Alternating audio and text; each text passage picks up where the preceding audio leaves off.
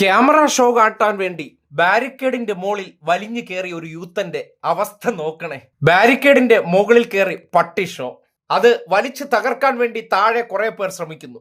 സഹികെട്ട് police ജലപീരങ്കി പ്രയോഗിച്ചു. നോക്കിയേ, hello. ദൃശ്യം കണ്ടവർ ചോദിക്കുകയാണ്, എന്തോന്നടെ ആ പറന്നു പോയത്? സ്വാഭാവികമായിട്ടും ഇനിയുള്ള യൂത്തന്റെ അവസ്ഥയാണ് ഏറെ പരിതാപകരം. കിട്ടിയത് വച്ചനത്തണം. അതിന് ധൈര്യം കൊടുത്തവരോ ആവേശം കൊടുത്തവരോ ഉണ്ടാകില്ല.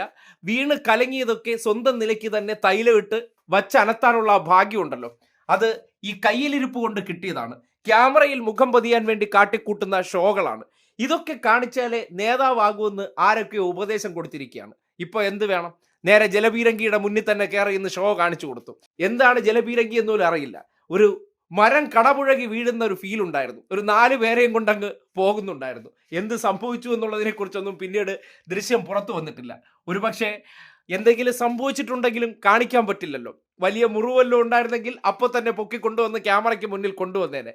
പക്ഷേ ഇത് ചതവേ ഉള്ളത് കൊണ്ട് വീട്ടിൽ കൊണ്ടുവച്ച് സ്വയം ചൂടുവെള്ളം അനത്തി വെച്ച് തൈലം ഇടാനുള്ള പരുവത്തിലെ മാത്രമേ ആയിട്ടുള്ളൂ എന്ന് വേണം മനസ്സിലാക്കാൻ. എന്തായാലും സമരത്തിന് പോണവർ മനസ്സിലാക്കുക, ഇമാതിരി ഷോകളല്ല സമരം. ഹലോ.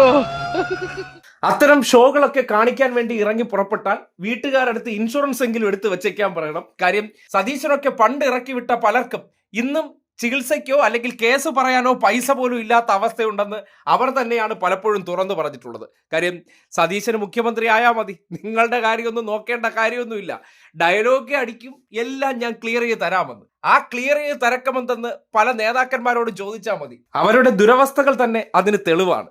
എന്തായാലും ദൃശ്യം ഇപ്പോൾ സോഷ്യൽ മീഡിയയിൽ വമ്പൻ വൈറലാണ്. ആഘോഷപൂർവ്വം ആൾക്കാർക്ക് ചിരിക്കുള്ളൊരു വകയായി മാറിയിട്ടുണ്ട്.